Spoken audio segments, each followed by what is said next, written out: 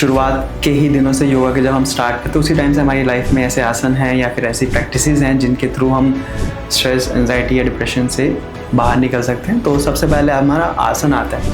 तो आसन के थ्रू क्या है कि वो आपका फिजिकल लेवल पे आपकी बॉडी का स्ट्रेस रिलीज करता है, जिससे कि आपका माइंड थोड़ा सा लाइट होना शुरू होता है। ठीक, जब आप आसन के थ्रू अपनी बॉडी को लाइट कर चुके हैं उसके बाद हम बढ़ते हैं अपने ब्रीदिंग पे। ठीक, तो ब्रीदिंग में हमारी बहुत बेसिक प्रैक्टिस जैसे आपका अनुलोम विलोम हो गया, ऑल्टरनेट नॉस्ट्रल ब्रीदिंग जिसको बोलते हैं।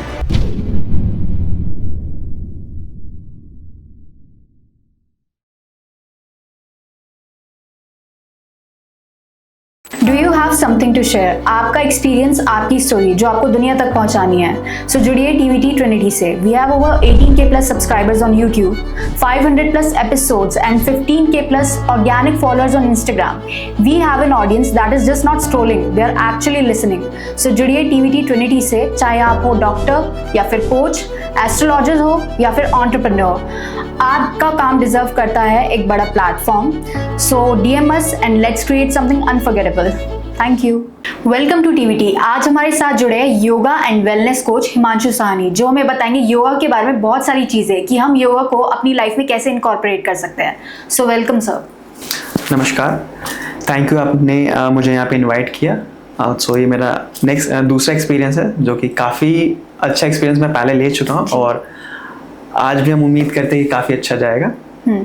Thank you TVT podcast and TVT podcast team का। सर, जैसे कि हम अक्सर सुनते हैं कि yoga is not just a pose, it's a lifestyle. तो आपको क्या लगता है कि आज की जो यूथ है वो ये चीज़ समझती है? अगर मैं पिछले 10 सालों में देखूं तो बहुत ज़्यादा चेंजेस आए हैं फिटनेस इंडस्ट्री में। योगा को लेकर भी लोग बहुत ज़्यादा अवेयर हुए हैं। तो अभी भी कुछ लोगों में इतना अवेयरनेस नहीं है, तो उनको लगता है कि आसन ही सब कुछ है। बट आसन के अलावा योग एक बहुत बड़ा फील्ड है, बहुत बड़ा एक सब्जेक्ट है। आप यूँ समझ लीजिए कि समंदर के आप ऊपरी सतह पर आप सिर्फ आसन कर रहे हैं तो आपको उसके और नीचे जाना है। जितनी गहराई में जाएंगे आपको उतना अच्छा अनुभव होगा, उतने ही अच्छे सीखने को मिलेगी। और योग अपने आप में ही एक जीवन शैली है, जीवन जीने की कला है। आपने देखा होगा कि आप योग के कुछ वर्ड से, कुछ सूत्र से या कुछ एक शब्द से कई लोगों का घर चल रहा है। अब उसमें से एक मैं छोटा सा एग्जांपल दूंगा, छोटा नहीं, आज के टाइम में वो काफ़ी बड़ा ब्रांड बन चुके हैं, आर्ट ऑफ लिविंग, जो श्री रविशंकर जी का है। वो एक योग जीवन जीने की कला है, वहीं से उन्होंने योग हटा करके सिर्फ आर्ट ऑफ लिविंग अपना एक ब्रांड स्टार्ट कर दिया है। तो योग आसन के अलावा बहुत कुछ है उसमें। तो आप उसको जितना डीपली स्टडी है, जितना उसमें गोते लगाएंगे, आपको उतना अनुभव होता जाएगा। तो सर, अगर हम मेडिटेशन की बात करें तो मेडिटेशन भी योगा का ही पार्ट है। मेडिटेशन योग से अलग नहीं है और योग मेडिटेशन से अलग नहीं। वो दोनों एक दूसरे के पूरक है। आप अगर समझ लीजिए कि आप आसन कर रहे हैं और ध्यान को आपने अवॉइड कर दिया तो आप आसन नहीं कर रहे, सिर्फ आप एक फिजिकल एक्टिविटी कर रहे हैं। तो आपको आसन ध्यान के साथ कर रहे तो जाकर के वो योग होगा, क्योंकि योग का मतलब ये है कि दो चीज़ों का या एक से अधिक चीज़ों का जोड़ होना। जहाँ पे वो जुड़ाव हो रहा है, जहाँ पे वो संगम हो रहा है, वहाँ पे वो योग घटित हो रहा है। तो अगर हम योगा की बात करें या फिर मेडिटेशन की बात करें तो इन दोनों के साइंटिफिक बेनिफिट्स क्या हो सकते हैं हमें? साइंटिफिक बेनिफिट्स तो देखिए, आज के टाइम पे बहुत सारे रिसर्च पेपर्स अवेलेबल है जो आप गूगल कर सकते हो। उसमें मैं आप लोगों को कुछ कंफ्यूज नहीं करूँगा कि मैंने ये सारी साइंटिफिक एक्सपीरियंसेस किए हैं। आप खुद समझदार हैं, गूगल करिए, आपको यूट्यूब पे बहुत सारा मिल जाएगा। बट जो मेरा एक्सपीरियंस है अपने बिहाफ पे, जो मैं बोलूँगा कि आपको योग में या अध्यात्म में ऐसी जो भी चीज़ें आप अनुभव करेंगे वो सारा लॉजिकल है। कोई भी चीज़ ऐसा नहीं जो आपको साइंस से अलग दिखेगी। आप जितना उसमें डीप स्टडी करेंगे, डीप प्रैक्टिस में जाएंगे, आप उतना ही अच्छा अनुभव करेंगे, उतना ही हर छोटे छोटे एक्शन में आप लॉजिक, एक साइंटिफिक वे आपको खुद मिलेगा। आपको किसी से जवाब ढूंढने की ज़रूरत नहीं पड़ेगी, किसी से आपको सवाल नहीं करना पड़ेगा, आप खुद उसको फील करते जाएंगे, अनुभव करते जाएंगे। तो सर, अक्सर ऐसा होता है कि अगर किसी को मेडिटेशन स्टार्ट करनी है तो स्टार्टिंग में कुछ लोगों को दिक्कत होती है, यानी किसी को अगर ADHD है तो मतलब इधर उधर डिस्ट्रैक्ट होगा ही। तो मतलब अगर किसी को शुरुआत करनी है मेडिटेशन को लेकर, उसे स्टार्ट करना है, तो वो कैसे कर सकता है? छोटी सा, जब तक हम गलतियां नहीं करेंगे तब तक हम सीखेंगे नहीं। ठीक। तो डिस्ट्रैक्शन आपके सीखने को एक और नई दिशा, एक नया डायरेक्शन देता है। ठीक है, मैं बोलूँ कि अपने 30 साल के या 31 साल के एज में मैंने कोई गलती नहीं करी है तो मैं बिल्कुल झूठ बोल रहा हूँ आपसे, और वो बेतुकी बात होगी। डिस्ट्रैक्शन, आप जहाँ पे आप डिस्ट्रैक्ट होते हैं आपको एक नया पाथ मिलेगा, आपको एक नया रास्ता ढूंढने की चाह बढ़ेगी। ठीक है, तो ठीक उसी तरह से ध्यान में आप लोग डिस्ट्रैक्ट हो रहे हैं, कोई भी चीज़, कोई भी रुकावट आ रही है तो आप उसको रुकावट ना ले, उससे एक नया रास्ता ढूंढने की कोशिश करें। मान लीजिए कि मैंने आज ध्यान शुरू किया, आज नहीं हुआ, कल नहीं हुआ, परसों नहीं हुआ, धीरे धीरे करते करते चौथे पाँचवें दिन वो अपने आप लगना शुरू हो जाएगा। और छोटी सी बात है कि हम बचपन से अपने बड़ों से सुनते हैं कि बेटा ये काम ध्यान से करो, ध्यान से चलो, ध्यान से खाना खाओ, ध्यान से पढ़ो। तो ध्यान शब्द तो हमारे पैदा होने से लेकर बड़े होने तक, आखिरी समय तक हमारे साथ चलता ही रहता है। तो बस आपको उसको अपने लाइफ में अपने लाइफ में जोड़ने की बात है, आपको लाइफ में साथ साथ लेके चलने की बात है। जैसे आप उसके साथ जुड़ गए, ध्यान आपका होना शुरू हो गया।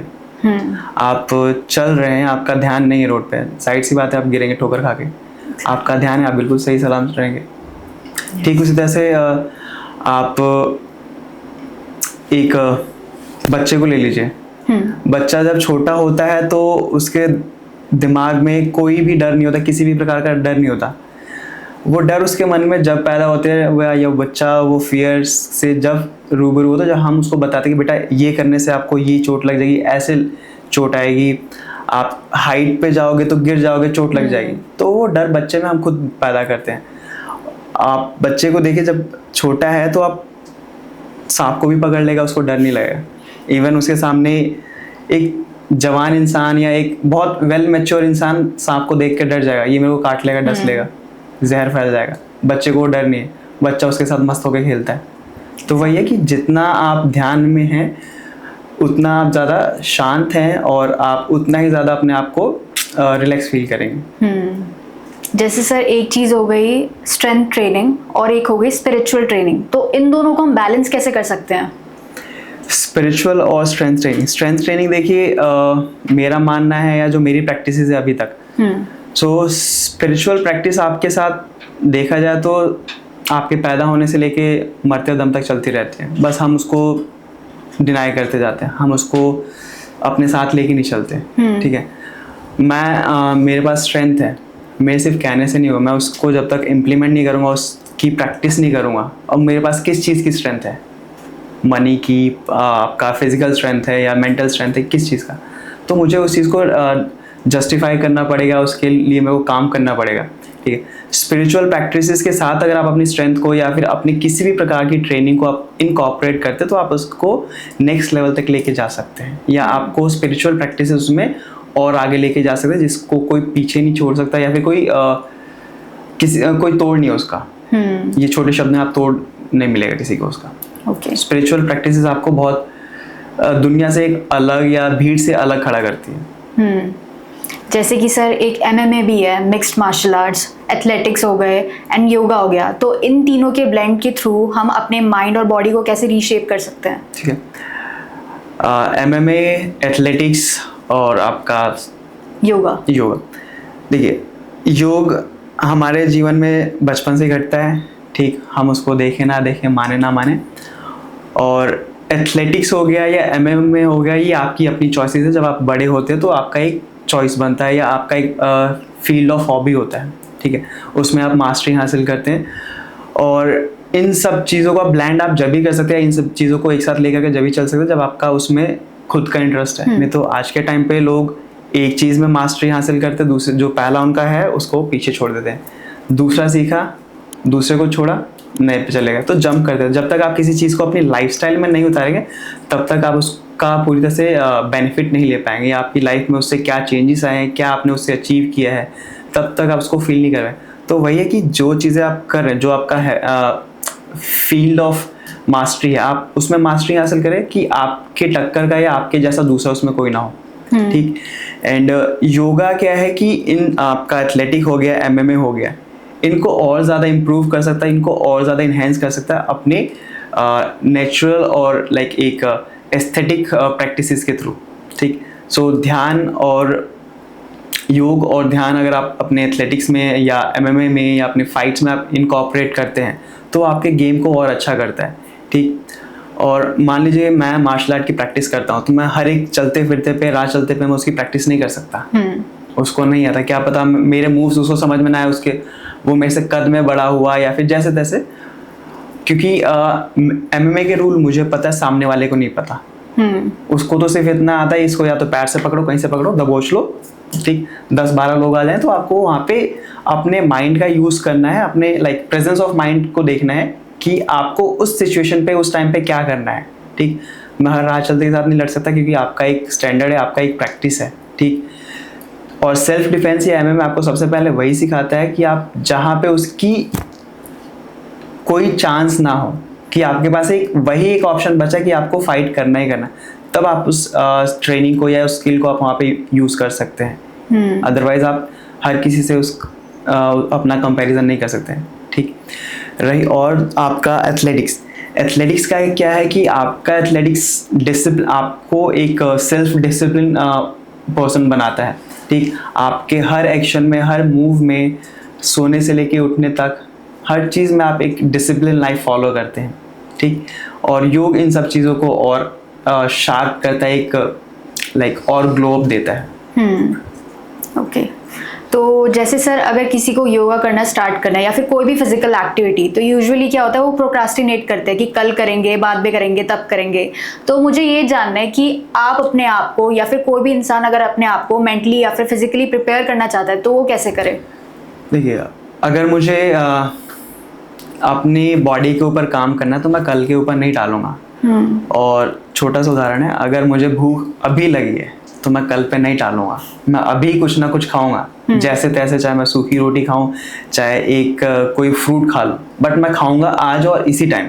तो ठीक उसी तरह से हमारा ट्रेनिंग का भी है, ठीक है। चाहे आपका कोई सा भी स्किल हो गया, उसका भी वही रूल है कि आपको जब दिमाग में आया, जब आपका थॉट बना कि आपने इस चीज़ पे काम करना है, ये चीज़ आपने सीखनी है, उसका स्टार्ट कर दो, आप शुरुआत कर दो, चाहे छोटा स्टेप लो, आप शुरू कर दो। आप उसको विजुलाइज करो कि मैं कल से ये करूँगा, परसों से ये करूँगा, तो वो कभी नहीं हो पाएगा, आप उसको हमेशा टालते जाओगे। मेरे साथ एक चीज़ हुई है जो मेरी अपनी लाइफ में ही है। आज तक मैं अपने मार्शल आर्ट की प्रॉपर एक स्कूल या इंस्टीट्यूशनल ट्रेनिंग नहीं ले पाया हूँ। वो इस वजह से, कभी मैंने बोला कि अभी मैं फैमिली को देख लेता हूँ, फैमिली ज़्यादा इंपॉर्टेंट है, तो मैं हर चीज़ को, अपने सेल्फ डिफेंस ट्रेनिंग को थोड़ा सा मैं साइड लाइन करता गया। तो अभी तक मेरा एक ड्रीम था कि मैं शाओलिन टेम्पल जाके और अपना, सबसे पहले मैं अपने कलरी सीखना था जो केरल में, तो उसका बचपन से ही चलता जा रहा। कभी पेरेंट्स जब उसके बारे में डिस्कस किया तो बच्चे थे उस टाइम, छोटे, अकेले नहीं जाने देंगे, ठीक। वहाँ पर शाओलिन टेम्पल का भी यही था, तो हमने सोचा कि जब बड़े हो जाएंगे तब जाएंगे। बड़े हुए तो फिर वही घर की रिस्पॉन्सिबिलिटी आ गई, तो वो टलता ही है, और अभी तक वो टल ही रहा है। तो अभी भी मेरा वो एक ड्रीम है कि मैं कब जाऊँगा, कब अपने लिए टाइम निकालूँ उस चीज़ के लिए, कि वो दोनों ही चीज़ें अभी मेरे हाथ में नहीं है। अगर मेरे को करना है तो मुझे सारी चीज़ें छोड़ के जानी पड़ेगी, और उस चीज़ का वेट कर रहा हूँ कि मेरे को वो एक्शन मैं कब लूँगा। तो ये मेरी लाइफ का अभी तक का एक रिग्रेट भी कह सकते हो, और कुछ रिस्पॉन्सिबिलिटी या सर्कमस्टांसेस भी बोल सकते हैं, जिसकी वजह से मैं उसको पूरा नहीं कर पाऊँ। तो इसीलिए मैं आपको बोलूँगा कि आपको जो भी स्किल सीखना है, जो भी काम करना है, जिस टाइम आपको थॉट बन रहा है, थॉट माइंड में बना, आप उसको उसी टाइम से इम्प्लीमेंट करना शुरू कर दीजिए, आप कल पे मत टालिए। ओके। तो अभी सर अभी हमने खाने का एग्जांपल लिया था, ठीक है। तो इसी से मेरा सवाल आता है कि हमें कोई ऐसी स्पेसिफिक डाइट भी फॉलो करनी चाहिए अगर हमें योगा करना स्टार्ट करना है? देखिए, डाइट आप शुरुआत से सारी चीज़ें एक साथ लेकर मत चलिए, खिचड़ी मत पकाइए, ठीक। मैंने आपको क्या बोला कि अगर मेरे को अभी भूख लगा तो मैं अभी चाहे सूखी रोटी खाऊं, चाहे एक फ्रूट खाऊं, मैं उसी टाइम खाऊंगा। तो आप एक चीज़ को लेके चलिए। आप पहले, आपको एक्सरसाइज स्टार्ट करना, एक्सरसाइज स्टार्ट करिए, एक हफ्ते बाद, 2 दिन बाद आप डाइट देखिए कि आपके घर में क्या आपको मिल रहा है, क्या आपको और ऐड ऑन करना है। ऐड ऑन अगर इजीली हो रहा है तो कोई चेंजेस करने की ज़रूरत नहीं, क्योंकि हमारे घर में हमारे घर के किचन में बहुत सारी चीज़ें ऐसे जो आपकी डाइटिंग में बहुत सफिशिएंट है, आपको अलग से कुछ ऐड ऑन करने की ज़रूरत नहीं। मैं अपने डाइट में, अगर मैं अपना सिंपल सा एग्जांपल दूं, तो मैं अभी कुछ एक्स्ट्रा ऐड ऑन नहीं करता, और अभी तक नहीं किया, ठीक है। जो भी है घर के किचन में है वहाँ से, और लकीली मेरे घर में वो सारी चीज़ें अवेलेबल है जो मेरी डाइटिंग में मेरे को हेल्प करेंगी। और मैं कोई सा भी फूड ईजिली कंज्यूम करें। मेरे को किसी का कोई खास प्रेफरेंस नहीं है कि मेरे को ये सब्ज़ी खानी है या ये फ्रूट मैं नहीं खाऊंगा, कुछ नहीं। मेरे को जो मिलेगा सर्वाइवल के लिए मैं वो खा सकता हूँ, ठीक। बट वही है कि हमारे इंडियन फैमिली में या हिंदू फैमिली में जो चीज़ें एक रिस्ट्रिक्शंस होती हैं वो सबके साथ है, मेरे साथ भी रहा है, बट मैं उसकी अगेंस्ट रहा हूँ। फैमिली ने उतनी फ्रीडम दी है कि मैं अपनी चॉइस का फूड ले सकता हूँ, बट थोड़ा बहुत मम्मियों को आपको पता क्या होता है तो वो उतना लेके चलना पड़ता है। तो वही है कि आपको कोई स्पेसिफिक डाइट पे नहीं जाना, आपके घर में आपके पास इजीली जो अवेलेबल है आप वहाँ से स्टार्ट करें। उसके बाद जब आपके पास फैसिलिटीज आती हैं, आप उतने केपेबल होते हैं, तो आपको जैसे मर्जी डाइटिंग करनी है, जो भी स्पेसिफिक रूटीन फॉलो करना आप उसको फॉलो करें, बट स्टार्ट आप बहुत सिंपल करिए। जितना सिंपल रहेगा आप उतना लंबा जाएंगे। तो सर इसमें कोई टाइम लिमिट भी होती है कि अभी हमने खाना खाया है तो इसके बाद हमें इतनी देर तक कोई भी मतलब आसन नहीं करना है, ऐसा कुछ भी होता है? देखिए, डेफिनेटली हर चीज़ का एक रूल है, एक नियम है, ठीक है। और योग शुरू करने से भी पहले हमारे को यम नियम फॉलो करना पड़ता है, बट आज की जनरेशन या आज के टाइम पे वो चीज़ें पॉसिबल नहीं है सबके लिए, ठीक है। तो अभी का टाइम योगा में आप देखा जाए तो बहुत ज़्यादा कमर्शियलाइजेशन आ चुका है, तो स्पिरिचुअल प्रैक्टिसेस या फिर आपका लाइक जो एस्थेटिक्स था वो उसका पीछे छूट चुका है। ये एथिक्स जो है इसके बहुत सारे लोग छोड़ चुके हैं। तो अभी के टाइम पर प्रैक्टिकली अगर मैं सबको बोलूँ तो पॉसिबल नहीं है, बट जो बहुत ट्रेडिशनल प्रैक्टिशनर्स हैं जो अभी भी गुरुकुल में हैं उन लोगों के लिए पॉसिबल है, बट कहीं ना कहीं जाकर के वो भी किसी पॉइंट पे आके लैक हो जाते हैं, ठीक। तो मैं ये नहीं बोलूँगा कि आपको खाना खाया तुरंत आपने वर्कआउट कर दिया, आप उसके फिर नुकसान भी आपको झेलना पड़ेगा, ठीक है। आपने मान लीजिए कि हैवी लंच कर लिया, हैवी डिनर कर लिया, उसके बाद आपको ध्यान आया कि आपको जाके वॉक करना है या वर्कआउट करना है, तो आपको उल्टी आएगी या फिर आपको गैस बनेगी, एसिडिटी बनेगा या फिर चक्कर आएंगे, कुछ भी हो सकता है, वो आपकी बॉडी के ऊपर डिपेंड करता है। तो वही है कि आपको एटलीस्ट अगर आप योगा कर रहे हैं तो नेचुरल लाइक योगिक टेक्स्ट के अकॉर्डिंग जो है वो आपका 3 to 4 आवर्स का गैप है, बट मॉडर्न टाइम में उसको 2 to 3 आवर्स का एक कंपनसेशन या मॉडरेट कर दिया गया है, ठीक है। और ठीक अगर आप स्ट्रेंथ ट्रेनिंग में जाएंगे तो वहाँ पे आपको बोला जाता है कि आप 45 मिनट्स या 1 आवर पहले कोई भी एक लाइक कार्ब या लाइट फैट मील ले सकते हैं, ठीक है। तो वो आपके ऊपर है कि आप लेना चाहते हैं कि नहीं लेना चाहते, आपके वो ट्रेनिंग शेड्यूल पे डिपेंड करता है। और दूसरा ये है कि तीसरा चीज़ ये है कि एम्प्टी स्टमक अगर आप वर्कआउट करते हैं तो वहाँ पे आपकी बॉडी काफ़ी लाइट रहती है। और एम्प्टी स्टमक का मतलब ये कि आप वो मॉर्निंग में वर्कआउट कर रहे हैं, आप ड्यूरिंग द डे करें तो आपकी बॉडी उसको झेल नहीं पाएगी, कवर अप नहीं कर पाएगी, क्योंकि आपकी बॉडी में डे में आप बहुत सारे एक्टिविटी ऐसे कर चुके हैं, बॉडी में आपकी एनर्जी नहीं होती। रात का क्या होता है कि हमने रात को एक अच्छा मील लिया होता है तो सुबह तक वो डाइजेशन हो चुका, अच्छे से एक डाइजेशन हो चुका होता है। दूसरा, बॉडी को एक अच्छा स्लीप मिल चुका होता है, तो इसलिए आप बॉडी मॉर्निंग में एम्प्टी स्टमक वर्कआउट कर सकता है। या लाइट मेडिटेशन के लिए काफ़ी अच्छा टाइम होता है, या फिर योगा प्रैक्टिस के लिए, यानी कि लो इंटेंसिटी वर्कआउट जो है उसमें आपकी बॉडी अच्छा रिस्पॉन्स करेगी, बट हाई इंटेंसिटी वर्कआउट में आपकी बॉडी एनर्जी लॉस फील करेगी, तो आपको वहाँ पे थोड़ा बहुत कंज्यूम करना ही पड़ेगा, ठीक है। तो आप अपना टाइम अपने रूटीन के हिसाब से शेड्यूल करें, किसी के कहने पे नहीं। अब मान लीजिए कि आपका इवनिंग शिफ्ट है, ठीक है, और इवनिंग शिफ्ट के अकॉर्डिंग हम रात को घर लेट पहुंचते, लेट सोते हैं, लेट खाते भी हैं, तो मैं ये तो नहीं बोलूँगा कि आप सुबह 4 बजे उठ के आप वर्कआउट करिए, ठीक है, आपके लिए पॉसिबल नहीं है। तो हर एक इंसान का लाइफस्टाइल रूटीन अलग है, तो आपको अपने लाइफस्टाइल के ऊपर अपना डाइट या फिर आपको जो भी रूटीन एक्सरसाइज के लिए, वर्कआउट के लिए शेड्यूल करना, आप अपने हिसाब से देखें। किसी के कहने में मत जाए कि आपका इवनिंग टाइम, मिड टाइम या अर्ली मॉर्निंग आपके वर्कआउट के लिए अच्छा है। आपके पास आपकी बॉडी जिस टाइम सफिशिएंट एनर्जी फील करे वहाँ पे आप वर्कआउट करें। सर जैसे आजकल लोगों को बहुत ज़्यादा स्ट्रेस, एंग्जाइटी होता है, तो हम योगा के थ्रू इन चीज़ों से डील कर सकते हैं? बिल्कुल कर सकते हैं, और बहुत सारी प्रैक्टिस हम शुरुआत के ही दिनों से योगा के जब हम स्टार्ट करते हैं उसी टाइम से हमारी लाइफ में ऐसे आसन हैं या फिर ऐसी प्रैक्टिसेस हैं जिनके थ्रू हम स्ट्रेस, एंग्जाइटी या डिप्रेशन से बाहर निकल सकते हैं। तो सबसे पहले हमारा आसन आता है। तो आसन के थ्रू क्या है कि वो आपका फिजिकल लेवल पे आपकी बॉडी का स्ट्रेस रिलीज करता है, जिससे कि आपका माइंड थोड़ा सा लाइट होना शुरू होता है, ठीक। जब आप आसन के थ्रू अपनी बॉडी को लाइट कर चुके हैं, उसके बाद हम बढ़ते हैं अपने ब्रीदिंग पे, ठीक। तो ब्रीदिंग में हमारी बहुत बेसिक प्रैक्टिस, जैसे आपका अनुलोम विलोम हो गया, ऑल्टरनेट नॉस्ट्रल ब्रीदिंग जिसको बोलते हैं, ठीक। उसके साथ हम चैंटिंग इनकॉर्पोरेट कर सकते हैं, ओम चैंटिंग हो गया, या फिर आपका भ्रामरी हो गया, फिर इसमें आपको एक आसन एक ब्रीदिंग प्रैक्टिस और है जो आपको और ज़्यादा हेल्प करता है, वो है शीतली। ठीक, वो आपके माइंड को, आपके बॉडी के टेम्परेचर को, आपके ब्रेन को बहुत एक कामिंग स्टेज पे ले आता है अगर आप उसको बहुत अच्छे से कर रहे हैं तो। ठीक, एंड उस पे भी एक और प्रैक्टिस है जिसको हम ब्रह्म मुद्रा बोलते हैं, तो वो थोड़ा सा टिपिकल है समझने के लिए, बट आप YouTube करेंगे, गूगल करेंगे तो आपको उसकी प्रैक्टिस के मेथड मिल जाएगा। यहाँ पे बताना पॉसिबल नहीं कि बहुत छोटे से टाइम में समझाना लोगों को बहुत कॉम्प्लिकेटेड है, या फिर लोगों को सही मैसेज ना जाए तो चीज़ों को हम गलत करें, उससे अच्छा कि हम थोड़ा सा रिसर्च करके उसको अच्छे से करें। ठीक है, तो बहुत सारी प्रैक्टिसेस हैं योगा में जिससे हम अपने स्ट्रेस को, एंजाइटी को दूर कर सकते हैं, ठीक कर सकते हैं। तो सबसे पहले हमारा आसन के बाद हम अपने ब्रीदिंग पे, एंड ब्रीदिंग के साथ हम अपना ध्यान।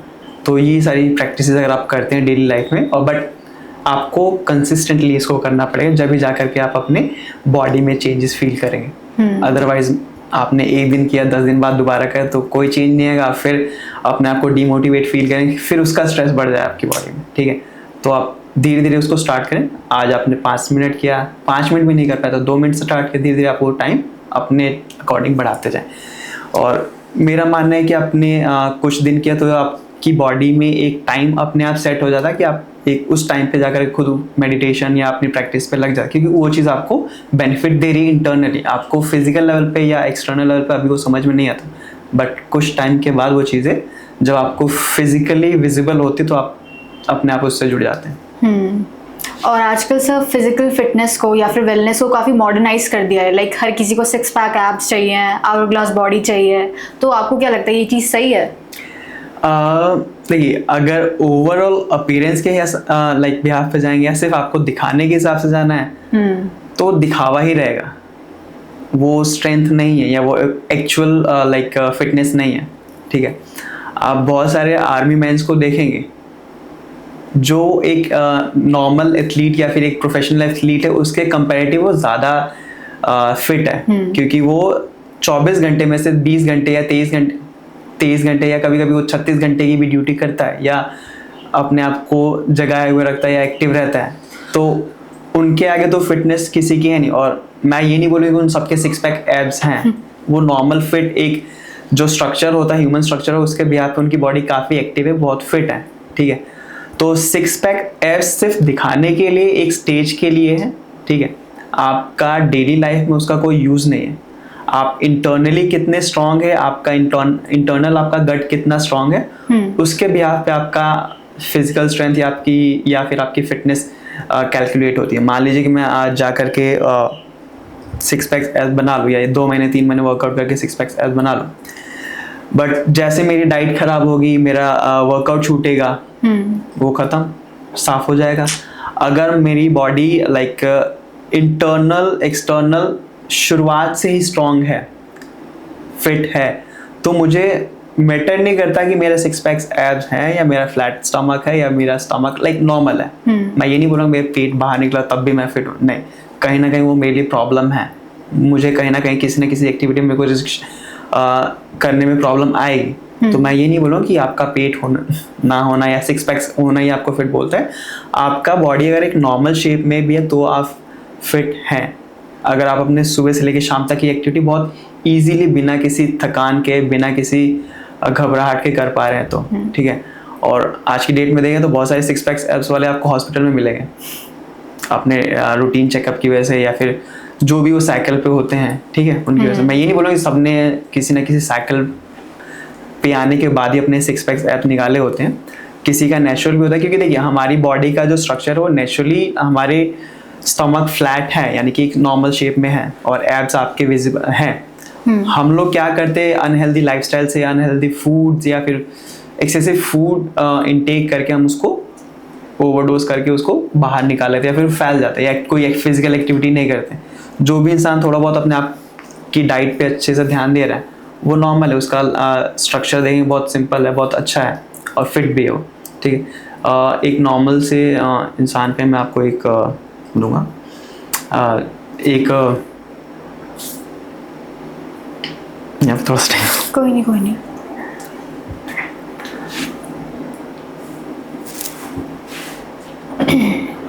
सिंपल, मैं अपने योग फील्ड से 2 लोगों का एग्जांपल आपको देता हूँ। आप वीके आयंगर जी को देख लीजिए, ठीक है। जी। और क्योंकि उनका नाम मैंने इसलिए लिया क्योंकि मॉडर्न वर्ल्ड में वो काफ़ी ज़्यादा फेमस है, इंडिया में नहीं, इंडिया से बाहर वो बहुत ज़्यादा फेमस है, ठीक है। उनका उनके लास्ट टाइम तक की जो पिक्चर देखी होगी, उनका पेट निकला हुआ है, बट वो काफ़ी एक्टिव है और काफ़ी अपने लाइफ को उन्होंने काफ़ी एक्टिवनेस के साथ उन्होंने जिया है, ठीक।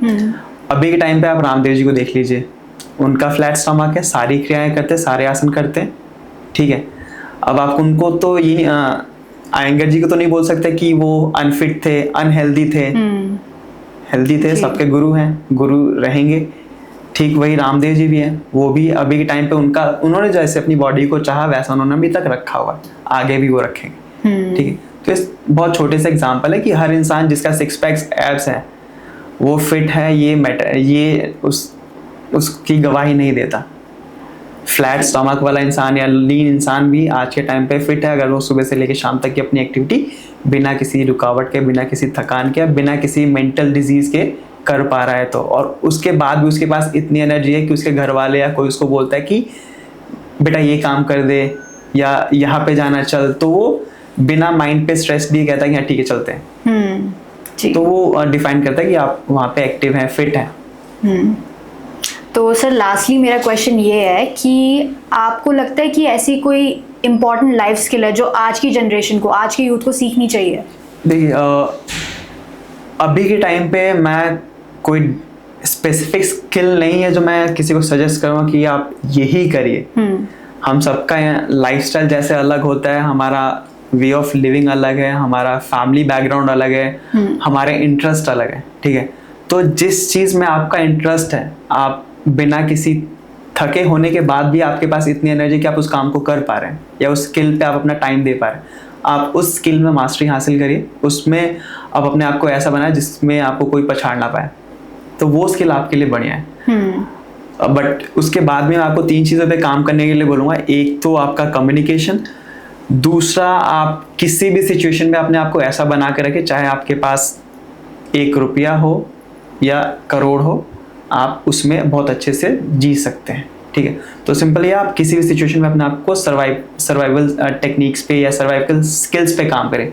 तो उसमें आपका ट्रैवलिंग है या फिर आपका लाइक कुकिंग हो गया या और छोटी छोटी चीज़ें जो आपको किसी पे डिपेंडेंट नहीं बना रहे। क्योंकि अभी के टाइम पे अगर देखा जाए तो हम लोग ज़्यादातर डिपेंडेंट किस पे, कुक पे हैं, मेड पे हैं, क्योंकि और उससे भी ज़्यादा हम जोमेटो और स्विगी पे हैं। तो अपने आप को एक तो किसी भी सिचुएशन में आप अपने आप को सेल्फ सफिशिएंट रखें, कुछ भी आप अपने आप कर सकते हैं। तीसरा, आप अपने माइंड पे कोई भी ऐसा लाइक बर्डन मत रखिए कि आप अपने आप को खुद डिमोटिवेट करें। तो वहाँ पे मैं आपको यही बोलूँगा कि आप अपने आप को योग में या योग से जोड़ें, जो कि आपको ओवरऑल ट्रांसफॉर्मेशन देगा, जो आपकी लाइफ को आगे लाइक एक स्मूथ ट्रैक पे लेके जाएगा। तो इन चीज़ों पे आप काम करें मेरी तरफ से। आपको कोई भी किसी क्वेश्चन से रिलेटेड कोई डाउट होता है तो हमसे कांटेक्ट कर सकते हैं। स्क्रीन पे आपको हमारा डिटेल मिल जाएगा, हमारा व्हाट्सएप नंबर और इंस्टा हैंडल और यूट्यूब हैंडल, तो आप हमसे वहाँ पे कांटेक्ट कर सकते हैं।